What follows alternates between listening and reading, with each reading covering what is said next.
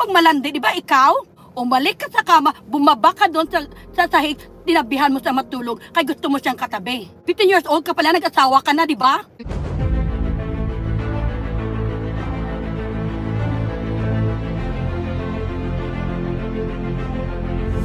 Ayun, shoutout guys. Muli po, welcome to my YouTube channel. Ito po si Kuya Julay, ang inyong katugang, ang inyong kalingap, na muling bumabati po sa inyo ng magandang araw, magandang gabi, sang sulok man po tayo ng mundo naroon. At sa araw na ito, meron po tayong panibagong vlog. Meron lang po akong gustong i-feature po sa ngayon, na kung saan ho, siya po ay sponsor po ng Team Kalingap. Dati ho, masyadong focus po siya.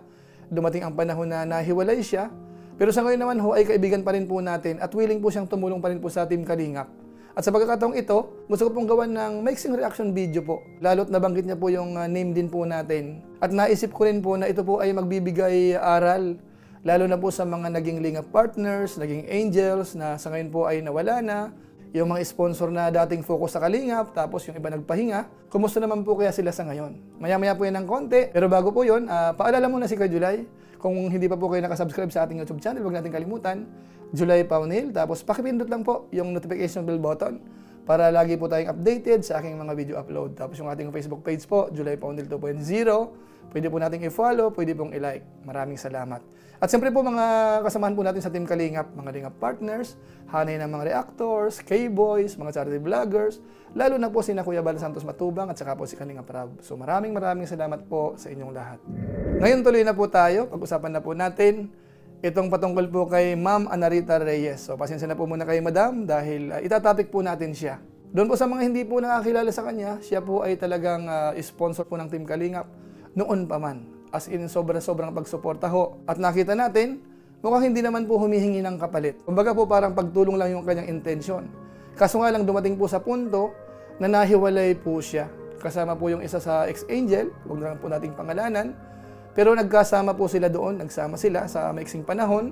Pati po yung ilang mga reactors nakasama nila, ilang mga sponsors nakasama po nila. Kaso nga lang po, dumating sa pagkakataon na nagka-problema din po yung grupo nila, nahiwalay siya, mga reactors, at kung ano na pa, no?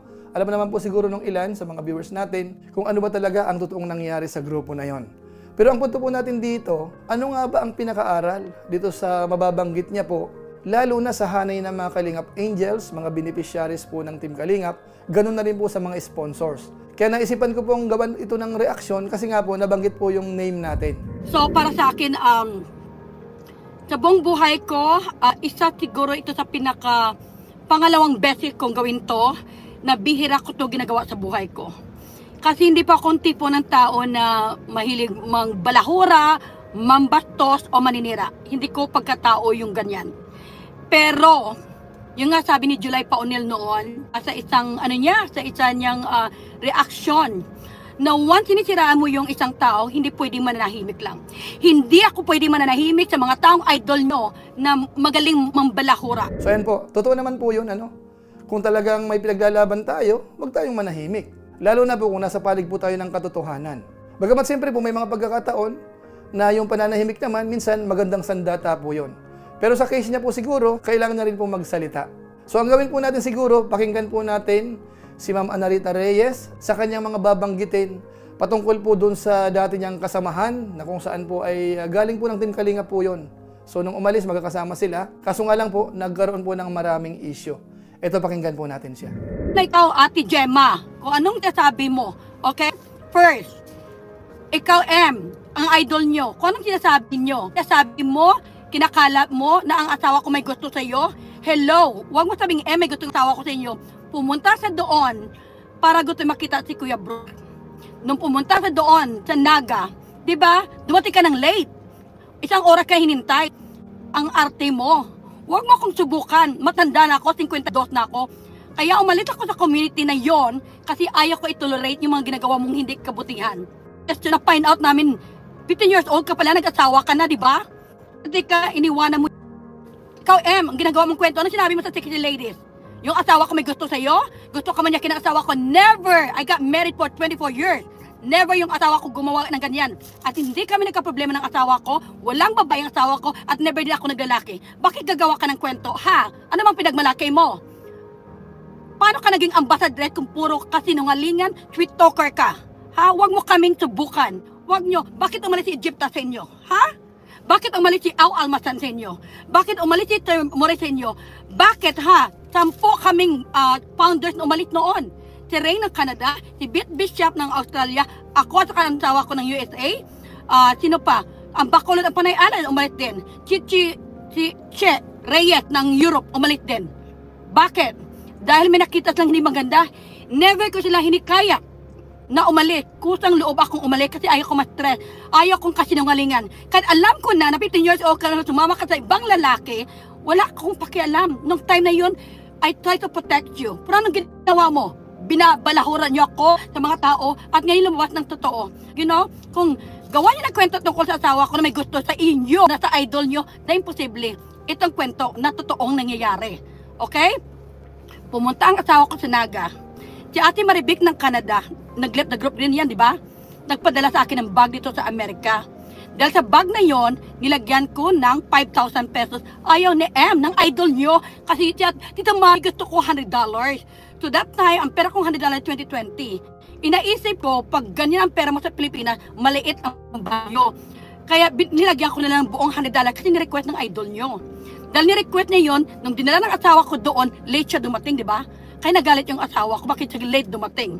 Tapos nang sa hotel, gusto, kaya binigyan kita ng 2 days doon sa hotel, binayaran. Tapos tumatawag ka sa akin dito sa Amerika na humingi ka naman ng pera sa akin. Aminin mo, huwag ka magsinungaling kasi pwede kitang kasuhan. Na gusto mo, padaan ka naman ulit ng pera para mag-extend ka another day. Sa ibang hotel room ka, ibang hotel room yung asawa ko at saka si Jerome na brother-in-law ko. Paano mong gawin ng kwento na may gusto yung asawa ko sa iyo? Di na magmalandi, di ba ikaw? Pumunta ka ng Bacolod, di ba? Ako nang pumasahe sa'yo pupunta ng Iloilo. Binigay ko pa kay Kalingap Dan, binigay ni Kalingap Rob sa'yo ang pera. Pumasahe sa Bacolod, punta ka ng Iloilo para tulungan ka para makita yung kapatid mo. Nung dumating ka sa Bacolod, ano nangyari? Nagustuhan mo yung pamangkin ko, di ba? Yung lalaki. Dahil nagustuhan mo pamangkin mo yung lalaki, di ba? Lumabas yan sa issue noon.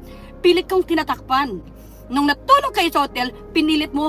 Ang pamangkin ko, kwento sa akin, natulog yung pamangkin ko sa baba ng kama, sa taas, anong ginawa mo? Umalik ka sa kama, bumaba ka doon sa sahig, tinabihan mo sa matulog, kaya gusto mo siyang katabi. Kaya kung sino bang malandi, sino, ha? Sabihin mo, bata ka pa lang, may turik na kaya huminto ka sa pag-aaral.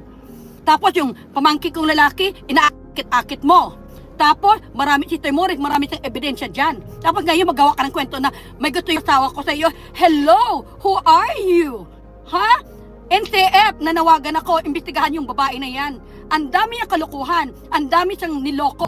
So ayun po mga kababayan po natin, yan po yung hinaing o kaya parang sama ng loob po ni Ma'am Anarita Reyes. So medyo marami-rami po yung mga isyong binanggit niya po. Pero karamihan po doon, hindi na po marapat nating isa-isahin pa o himay-himayin. Kasi yung ilan po doon ay personal na problema po nila. Ang sa atin po dito, nabanggit lang po kasi sina Kuya Brooks, sina Dan, at yung pagpunta po sa Dait.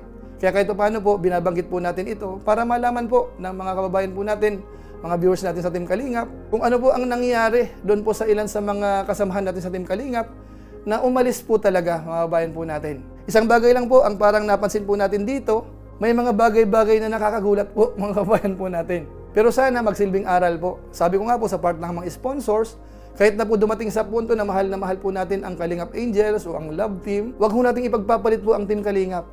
Kasi dito po sa sitwasyon po nila, ilang panahon lang, ilang buwan lang po, nagkaroon po sila ng problema.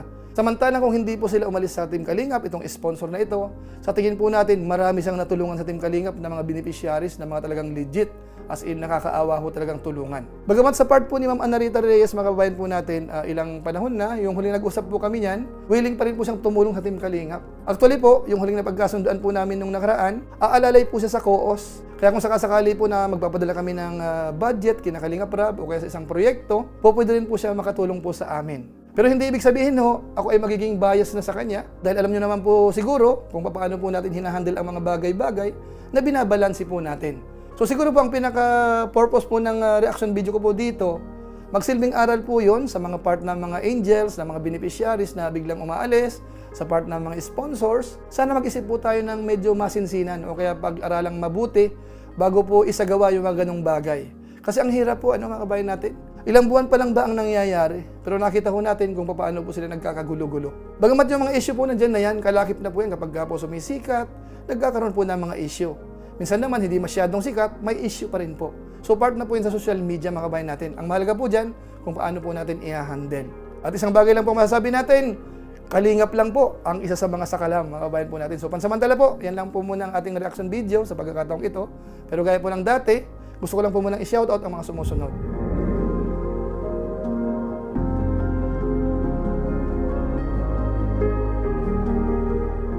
Tapos maraming salamat din po sa ating mga kasaman sa COOS, Kalingap OFW Organic Sponsors, sa inyo pong patuloy na pagsuporta po sa mga babae program ni Kuya Bal Santos Matubang at saka po ni Kalingap Rab. So maraming salamat po sa inyong lahat. So muli, ito po si Kuya Julay, ang inyong katugang, ang inyong kalingap na pansamantalang nagpapaalam po muna. Kita-kita ulit tayo sa mga susunod ko pang vlog. Maraming salamat sa inyong walang sawang pagsuporta po sa ating YouTube channel. Pagpalain naman kayo ng Diyos, mabuhay tayong lahat. God bless. Bye-bye!